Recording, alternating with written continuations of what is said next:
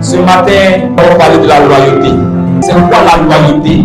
La loyauté, c'est une qualité rare et précieuse qui fait qu'on reste fidèle à quelqu'un, à une cause, à des principes, à une divinité, même quand c'est difficile.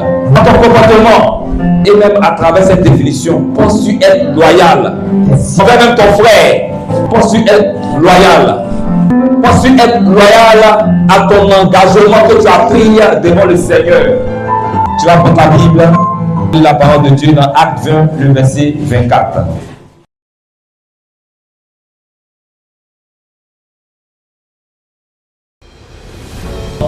J'ai fait ressentir la fidélité, j'ai fait ressentir le dévouement, l'honnêteté, amen, la droiture. Paul ici nous montre que la loyauté est inébranlable. Amen. Inébranlable envers son appel divin.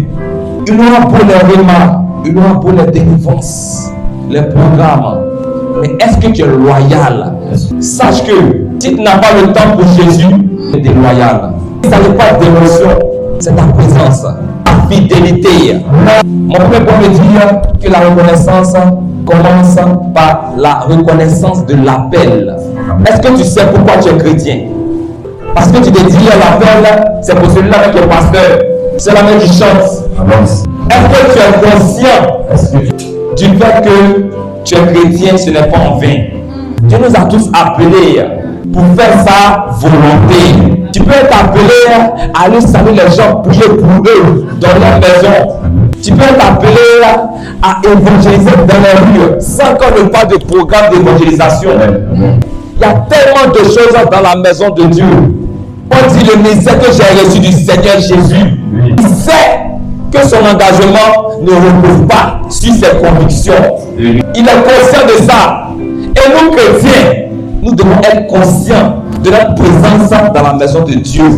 Si tu as perçu l'évangile de Jésus-Christ, que tu es venu dans sa maison, c'est parce qu'il y a l'étiquette de l'élu sur ta vie depuis longtemps. Mais c'est parce que tu es l'élu de Dieu.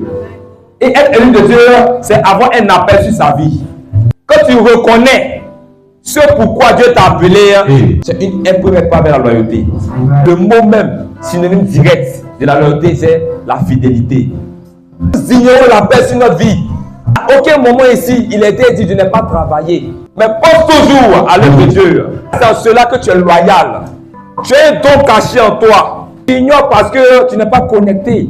Tu ne cherches pas la face de Dieu. Ce don-là ne peut pas se manifester en toi. Tu n'es pas loyal. Le Saint-Esprit aussi te regarde. Tu as accepté le Seigneur, sois loyal. À commencer par ton engagement.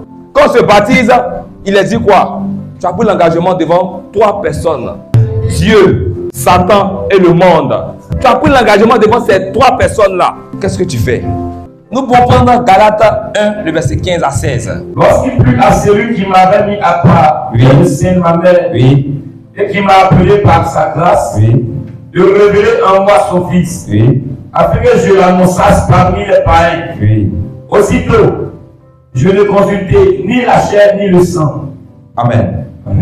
Il y a un problème. Et puis, tu annonces la parole de Dieu. Le Seigneur même, il est là, il sourit. Il dit, hey, non, mon fils, là, je l'aime.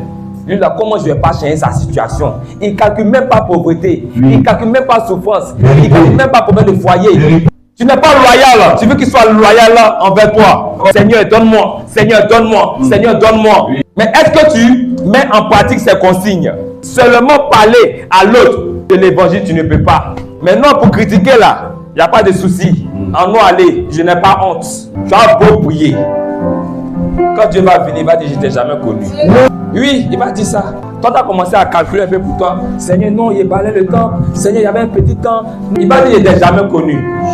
C'est difficile d'être connecté à ces grands thèmes de délivrance. Parce que nous ne sommes pas loyaux. En vérité, c'est ça. Jésus a dit, à cause de mon nom, vous serez persécutés. Il dit, je vais créer la division dans vos familles. Si tu n'as pas éprouvé, je t'en vous de poser la question. La loyauté commence par une conscience claire de notre appel.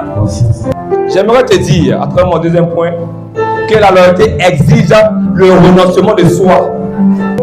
Un petit témoignage spirituel, notre père spirituel, il me dit, bon, commencez quelque chose d'ici janvier ou même décembre, si je ne me trompe pas, vous Vous faites votre premier culte là-bas. Ils sont réfléchis aux stratégies, comment faire pour attirer les âmes. Et voici le boss qui vient, il m'appelle. Il me dit, je veux que tu partes à Daloa. Tu vas travailler là-bas. Je vais payer une maison pour toi, je vais te mettre dedans. Je vais augmenter ton salaire. Avant ça, là, tu ne pouvais pas me dire ça.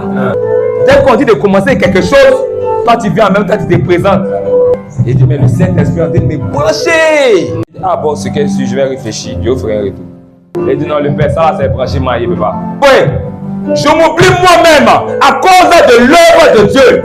Amen. La loyauté exige le renoncement de soi. Joe, c'est qui ne veut pas augmentation? J'aurai à regarder l'argent, j'aurai à regarder mon élévation. Je vais avancer selon l'œuvre du Seigneur. On ne peut pas commencer quelque chose, ça fait 1 an, et puis il disparaît, il est bougé. La loyauté exige le renoncement de soi. Il faut t'oublier. Parce qu'il y a l'œuvre de Dieu qui est en marche. Oublie-toi parce que tu dois annoncer la parole de Dieu. Oublie-toi parce que tu dois chanter pour que qu'elle soit en paix. Oublie-toi parce que tu dois venir prier pour les gens. C'est ça la loyauté. C'est vrai, tu as besoin d'argent. La Bible dit que l'argent appartient à Christ, à Dieu. Il ne donne pas ça physiquement, il ne va pas venir te donner l'argent comme ça. Mais il permet les circonstances pour que tu puisses t'en accaparer. Dans un premier temps, la loyauté commence par la reconnaissance de l'appel divin. Deuxième temps, ça exige le renoncement de soi. Tu vas prendre Luc 9, le verset 23. Dans ce monde-là, la croix là, ça représente quoi? C'est Jésus. Mais tu es assis à l'église. Quand tu finis pour Dieu, tu dois pas réfléchir. Mais ce qui est bien avec Dieu, quand tu finis pour lui, et puis tu fais avec bon cœur, il y a quelque chose de mystérieux qui se passe. Quand tu es là, tu souris, tu dis, ouais, Seigneur, tu es quelqu'un. Mais on fait semblant. On ne fait pas avec le cœur. Moi-même, je ne sais pas comment manger, même ils sont là dans fait des églises. Il est venu m'asseoir encore. Et puis ce qui est bizarre, quand tu finis tout ça, tu as faim. Tu ne gagnes rien. Si tu veux me suivre, il faut porter ta croix. C'est-à-dire que tes difficultés là, il faut mettre ça au dos. Et puis tu es devant, tu avances. Il faut que nous soyons francs. Nous devons être directs, nous devons être frères. Parce que nous tombons dans cette infidélité-là. Nous pouvons lire également Philippiens 3, le verset 7 à 8. Considéré comme une perte à cause de Christ. La loyauté véritable implique des choix difficiles. Est-ce que Jésus-Christ, il est venu sur la terre, est-ce qu'il était déloyal? Il est venu pour une mission. C'était de mourir pour nous à la croix. C'était compliqué, c'était serré. Mais il est resté ferme sur son choix. Il a respecté son choix. Est-ce que toi tu respectes le choix que tu as fait de marcher avec Christ? Je me rappelle d'un serviteur.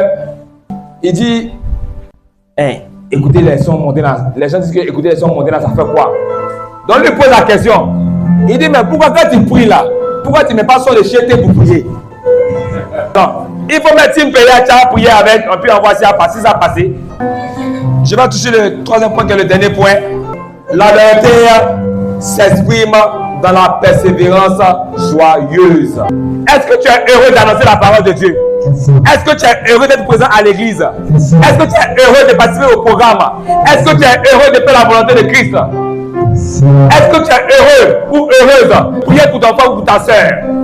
Tu portes ta croix étant en colère ou tu portes ta croix étant heureux? Quand tu portes ta croix, Jésus-Christ il regarde ton cœur. Il dit lui il porte sa croix. Mais est-ce qu'il est heureux? Est-ce qu'il est content? Il porte sa croix pour moi, pour me suivre. Mais est-ce qu'il est heureux? Est-ce qu'il ne se sent pas forcé? Il ne se contente pas de suivre sa mission, mais de la poursuivre avec enthousiasme et foi. Il a la foi de son lendemain. Ce qui se passe actuellement ne l'importe peu. Ça ne coupe pas son cœur. Quand c'est difficile sur toi, et puis tu es joyeux là, ça dérange les esprits. Tu ne sais pas. Parce qu'il dit, mais en comment même? En comment? Lui là, c'est chaud sur le pied, il rit quoi? En comment? Il voit ça en foutaise. Tu es joyeux. Tu marches avec Christ dans les problèmes, dans les soucis. Tu as déjà gagné une première bataille. Et 2 Timothée 4, le verset 7. J'ai combattu le bon combat. J'ai achevé la course. J'ai achevé la course. J'ai gardé la foi. J'ai gardé la foi. Il faut combattre le bon combat. Le reste sont les pertes du temps. C'est les choses terrestres. Il dit, il a combattu le bon combat.